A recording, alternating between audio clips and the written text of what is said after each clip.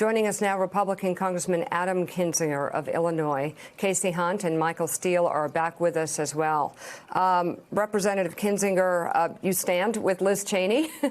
And where do you see this going? I'm at a loss of words as to how to comprehend the many Republicans who turned their back on her, who voted her out, and are doing it for lies. Against the truth. I think this is a new level that we're at, but perhaps you could put it into words better than me. No, I think I'm about as speechless as you are. I think, the first thing to keep in mind is we don't know how many members would have voted against her because Kevin McCarthy did his little voice vote unity crap, to make it look like it was unanimous, because I honestly think she may have been retained, or, at least it would have been close. And he can now go out and say that we're unified and we're past Cheney. Look, Kevin went to Mar-a-Lago a couple weeks after January 6th, and he put these paddles on Donald Trump, resurrected him to life.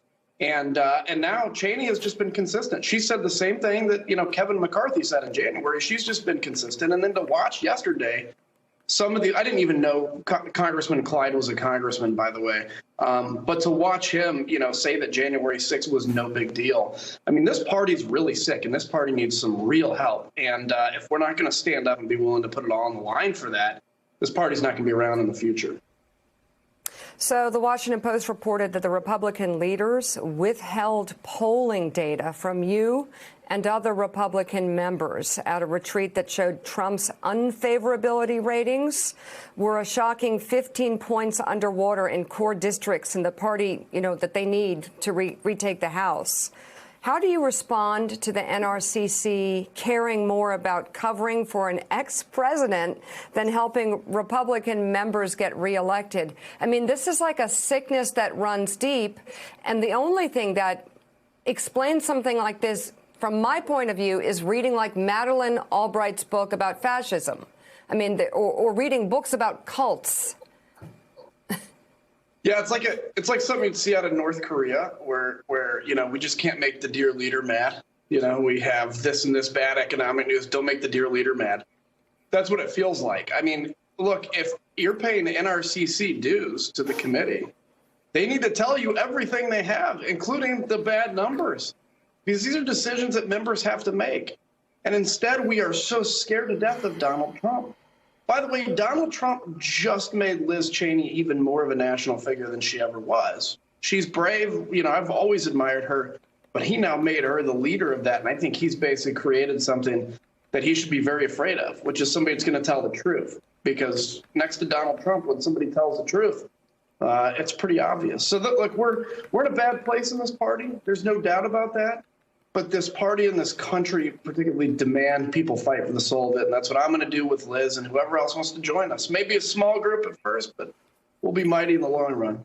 Yeah, Congressman, that's a lonely table in the members' dining room right now, but maybe you'll add some members. I'm curious to ask about your specific situation, because what we hear over and over again is that a lot of these Republicans are saying things publicly they don't believe because they know it's what their voters want to hear. But when we look at your district, Donald Trump just won there in 2020, that district, by about 16 points. You've been very publicly critical, and we're very publicly critical of Donald Trump. You won by 30 points in your district. So what do you say to some of those members who say, boy, I can't criticize Donald Trump at all, or I'm going to lose my seat? Yeah, so that's true. The only one I think that really has not outperformed Donald Trump in their district was like Matt Gaetz, and people like that honestly got the same number as Donald Trump. If you look at any other member of Congress, they usually beat Trump by 2 or 3, and then people like me beat him by a far bigger margin. I think the lesson out of that is people still vote for you if they believe you believe what you're saying. You can disagree with me all day long, but I think there's a lot of people that still vote for me because they know that what I'm saying is what I believe. And if you're out there just trying to toe the party line and pretending like January 6th was a whole decade ago, so why are we still talking about it? And, ignoring Michael Fanone's interview, who I've become good friends with. By the way, he tried to call and meet with the minority leader, Kevin McCarthy. He was hung up on. McCarthy, has never watched his interview as far as I know, and yet going around defending President Trump. I don't get it, but look, the bottom line is I'm at peace doing the right thing, and that's a good place to be. You mentioned Officer Fanone. We got CNN got new body cam footage in of just disgusting, appalling, and near-death experience for Officer Fanone as he was on the ground pleading for his life while he's being beaten. You see one of the attackers here saying, "I got one," talking about a police officer.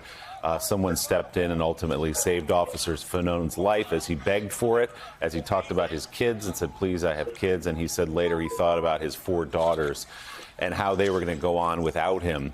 But as you listen to those congressmen yesterday in the Oversight Committee hearing saying things like, well, these were just on January 6th, it was just tourists strolling through Statuary Hall, or they were peaceful protests, or they were just a bunch of misfits wandering around the Capitol.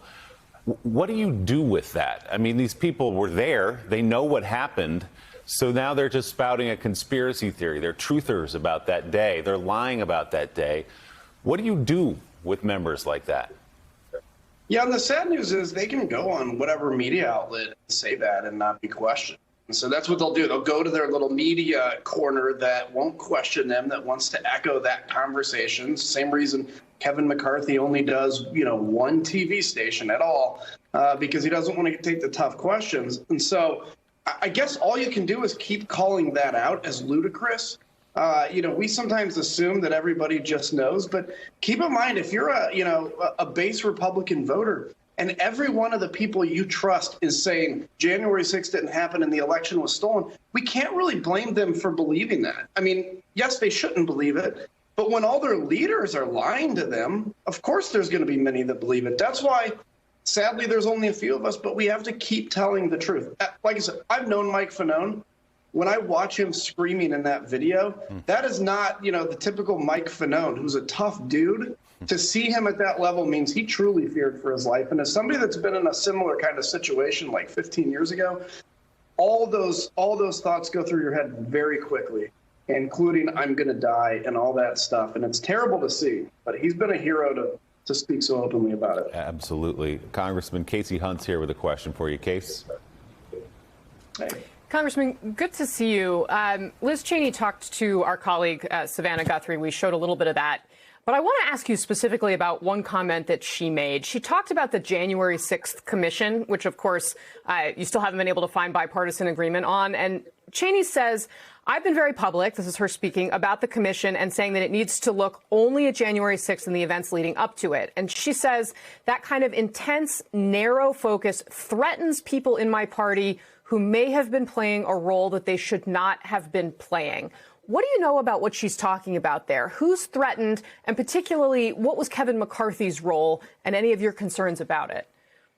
Yeah, I think all that stuff's a question. So with Kevin, I mean, we know at one point that he claims to have talked to the president and yelled at him. And then later, of course, he was defensive and said, well, the president put out a video. I think there's some real questions there. Kevin recently said that when he talked to the president had no clue that this was happening and then did the video. Well, let's think about this. Supposedly he had also called a senator, told him to continue objecting. That senator told him what was going on, that, Mike Cheney or that Vice President Cheney was being hidden. And so you look at all that and you go, something doesn't make sense. Plus, that's going to find out who was talking to these groups prior. What coordination had happened. I agree with Liz. If we want to start bringing, BLM into this and start bringing Antifa, all we're doing is trying to have false equivalency to what happened on January 6th. I was against the riots this summer, right? But that didn't threaten democracy. January 6th, you had the number 2, 3, and 4 person in line of secession to the presidency, all within striking and murdering distance of a mob. No equivalency. And so I think it needs to be focused on what led up to there, who coordinated with who. And if some of my colleagues get in trouble, they should have thought about that before they had, took part in an insurrection. Congressman Michael Steele has a question for you. Michael? How you doing, my friend? Good to see you this morning. Meek and I had a discussion a little bit earlier, and at the core of it was frustration and angst about where we are as a nation and why our party is playing the role it is playing right now.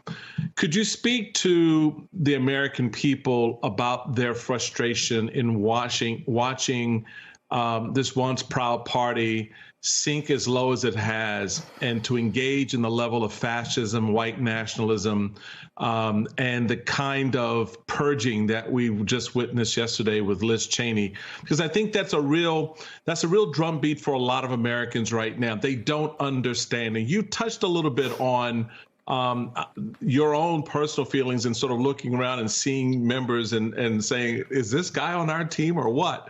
So how do we process what we see happening right now with the Republican Party?